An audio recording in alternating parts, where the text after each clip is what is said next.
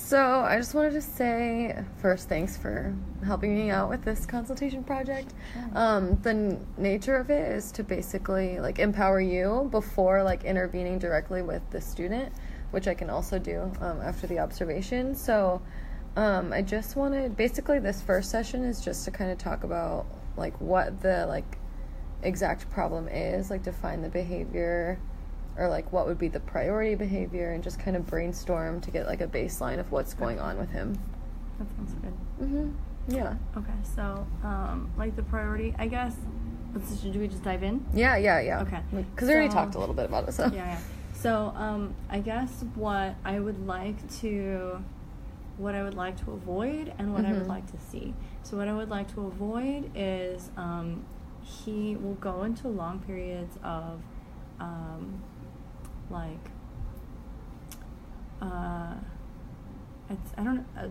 just off-task behavior.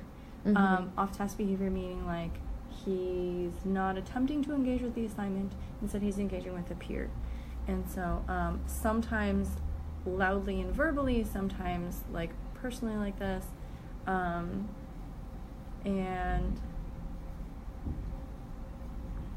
I guess I can't be neatly boxed into one little area, but sometimes something will kind of trigger a very defensive, oppositional kind of attitude. And so when that happens, it's to use an animalistic metaphor, the claws come out.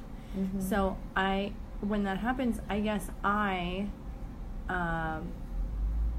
either watch my words and tone very carefully to keep him from flying into defiant behavior, or if I'm not super careful, then he just gets really defiant and oppositional towards me. And so some days I'm attentive and aware, some days I don't feel. Some days I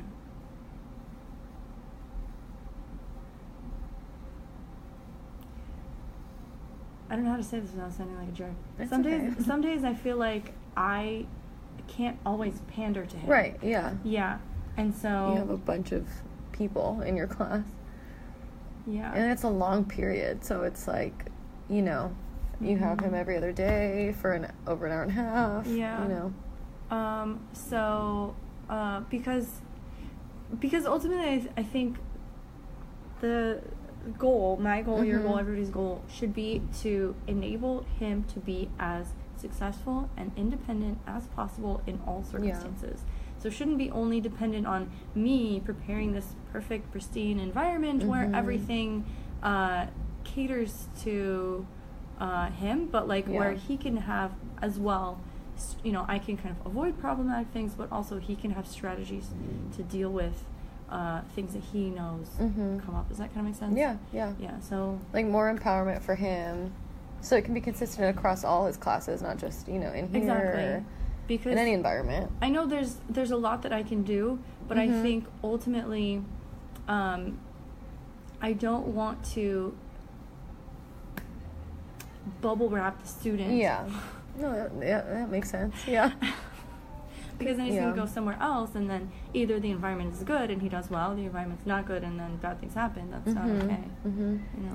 The defiant behavior you kind of mentioned, was that when redirected when he's off task, or does he get a sense that it's coming and then he starts kind of escalating, or how does that happen? So I can give you one incident. I realized since then that he wants to make sure he's dismissed on time for whatever reason. Yeah. He does not like to be held after school for any reason, or even held after class for any reason, even if there's break. He doesn't care. Well, from what I gather. So we did a dismissal activity where your exit ticket out was to know the content.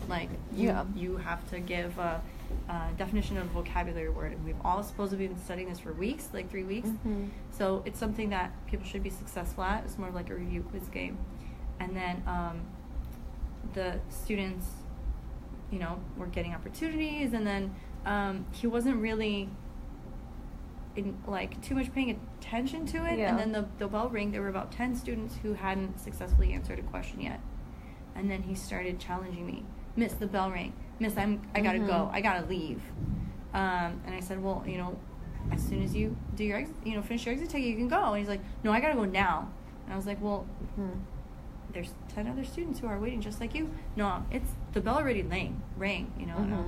So in that case, he tried to like engage me to get me to tell him he could leave, and I said, you need to be dismissed like everybody else. And then he said, I'm leaving, and he walked out.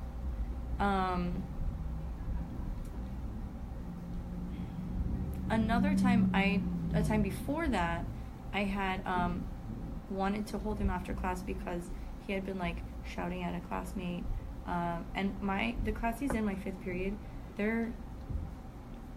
I have a lot of strong personalities in that class, of which he's one, and so they tend to kind of bounce off of each other sometimes. Yeah. And so he and the others who had been loud and derailing the class, I had held them after class. I said, I need to talk. If your name's on the board, I need to talk to you before you go to your next class. And he's like, well, I gotta go. I'm gonna be late. And I said, well, if your name's on the board, you need to stay so I can talk to you. He's like, I'm gonna be late. I'm gonna be late for class, miss. And then eventually he just walked out. I was like, you cannot walk out. You need to wait until you're dismissed. I gotta walk out. You can't hold me. Yeah. So it doesn't really matter what it is. If the bell rings, he wants to leave. Yeah. So it's not like, oh, I don't know the content, I want to leave. He just doesn't want to stay after the bell. Yeah, that one, and there might be more to it, but that's as much as I've gathered regarding that. That's just one example of, like, I guess it's something that, in that case, something that bothered him being held in class. That bothered him, so then he challenged me. Right. Which it sounds like it could be like a response to authority or rules in general. Yeah. But with the defiant behavior, is that the only time he kind of initiates it? Or, and it's mostly like when he's being redirected, or it's kind of mixed? It's hard for me to say when, because it seems like some days he's more receptive. Okay. And some days he's less receptive. Which makes sense because we're all human. Yeah. Yeah. Okay. Another time came to mind when. Well, I mean, I guess it's kind of typical for students, but with his cases, it was beyond typical. So I would say, like, you need to turn around and work on your assessment. And he's like, what about them? They're doing it too. And I was, I'm gonna go talk to them. And then you need to turn around and work on your assessment. And then, okay, well, then my strategy is I give him a chance to do it. I walk away, go talk to the other person, and then I turn around, I talk to a couple of people, I look, he's still doing the same thing, I come back, my assessment, you need to work on your assessment. I already told you need to work on your assessment. And you're like, oh, nobody else is doing it. And it's just kind of like that back and forth. And there was one time when, so this is, you'll probably have something to say about this. So the first time when I had tried to hold him after to talk to him about and the other students, and then he said, you gotta hold me, I'm gonna be late. I said, I don't care, you need to be here. And I don't care. And he was really bothered, I guess, by that. And then before he was readmitted back into the class, we had to have a discussion, and then he had said, like, you said you don't care, so I don't care. I don't have, And then I said, you're a student and I'm a teacher. We don't have the same position. You have to wait for me. And he's like, no, if you do it, you're rude to me, I'm gonna be rude to you. Yeah. And I'm like, well, that's not how it works. Your role as a student, and you have to wait to be dismissed. It's not like, oh, well, I think Miss Flores is being rude, so I'm gonna be rude too. It doesn't work like that. Yeah. Although in a lot of people's minds it does. So. Yeah, which is, I think, partly like a cultural thing, but also just like, it does sound like he has a lot of problems with authority and kind of being, I don't know, maybe if there's something in his history that he he doesn't respond well to being told what to do, or if someone in his life has told him he's not good enough, because it kind of just, any attention on him, positive or negative, seems to kind of stir something in him.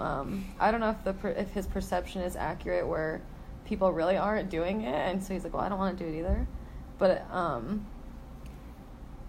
yeah, I feel like I think your strength is kind of keeping it fair and consistent. So like, because nothing is worse than getting mixed messages. So it's like, especially for a student that has like a hard time following directions, it's like, well, I'm not going to say one day, fine, you can go. So I think it's good that you're like consistent every time, and like really like, these are the rules, this is the culture of this classroom. Yeah. And like, so I think if there were, I mean, not a choice between, but like, do you think the defiance is harder to work with, or like the off task? Like, is that more distracting for other people in the class, or? I would rather focus, I guess I'd rather focus on helping him to be on task. Mm-hmm. And I wonder if he has like maybe some attention mm-hmm. struggles with attention, because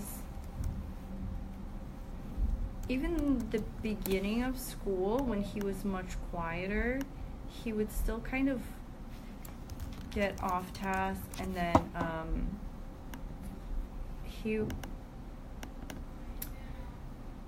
something that's common among students with like not necessarily always like ADD or ADHD, mm-hmm. but losing their papers or having a really messy backpack.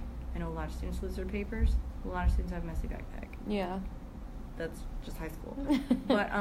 But some students who have like ADD, ADHD will have like no clue or no binder, mm-hmm. or something, and that happens in his case a lot.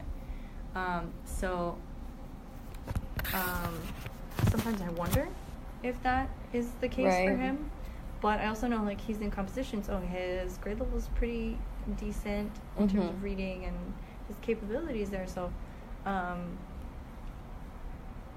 guess I'd just like to help him be able to focus or refocus himself. Like self-regulate. Mm-hmm. And I'm not sure if that's what this is really about. It doesn't matter. Yeah, I think the goal is to kind of empower you to reach him, because obviously I could meet with him, but it wouldn't translate like necessarily.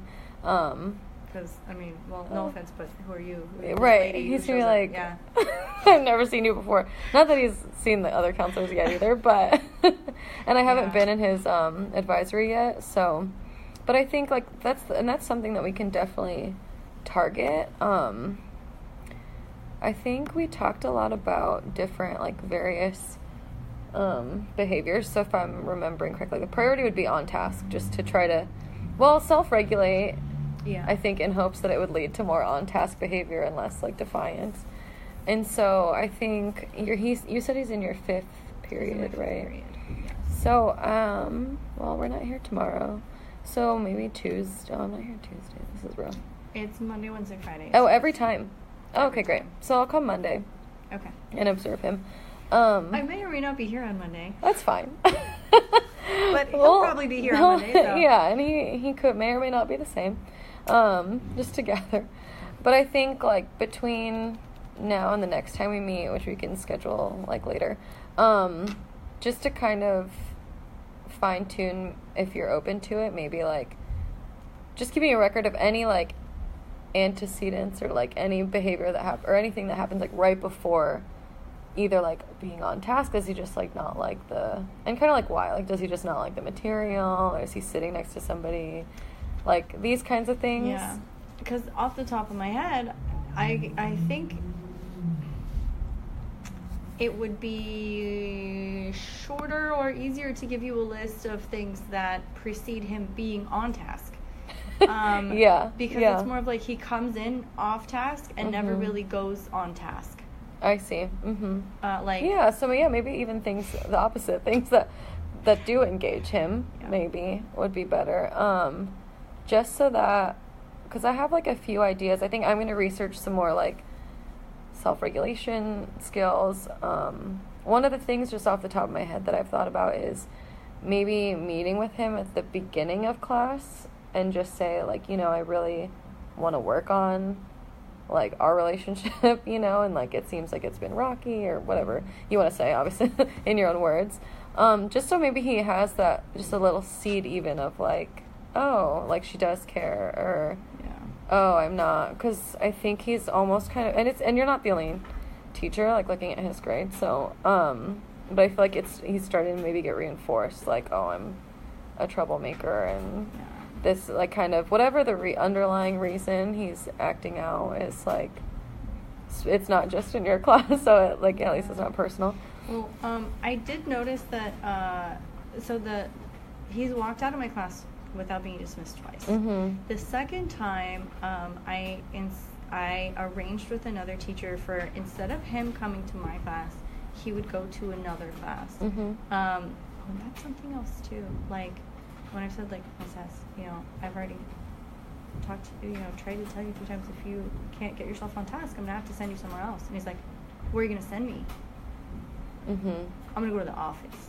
Like, yeah. Okay, well, if I send you somewhere, you don't go wherever you want to go. That's not how it works. Yeah. But he has that kind of, like, whenever I've mentioned that maybe like 3 times, I think, before. Mm-hmm. Because that time when I sent him somewhere else, he was like, where are you gonna send me? I said, well, I'm gonna send you to Miss Madden's room. And I don't want to go to Miss Madden's room. I want to go to the office. Send me to the office. I'm like, well, why would I send you to the office? Yeah. So in that case, I actually called the office and I said, do you have this space for students available? And they said, no, we have someone down. There's no space in the office. And I said, okay, you're saying there's no, he's looking at me standing there. So you're telling me there's no space for a student in the office? Okay, thank you. I said, there's no space. You have to go to Miss Gladden. And then he went. Mm-hmm. And I gave him a whole packet full of everything that he was missing, and instructions, and a letter that said, you know, I want to understand the reasons why we have this conflict. Please explain to me. This is going to be your readmit to my class. Mm-hmm. You know, and it says, I understand you get frustrated when you don't get dismissed. I want to understand why. And he wrote it, actually. He wrote and I think I have it in my file. Mm-hmm. So,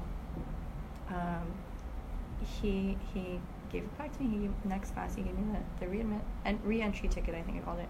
And then he basically said, you know, he feels frustrated and anxious when he doesn't have time. And, you know, it said, like, I feel when I feel blank when Miss Flores, blah, blah, blah. In the future, Miss Flores can and I can, you know. Okay. And so.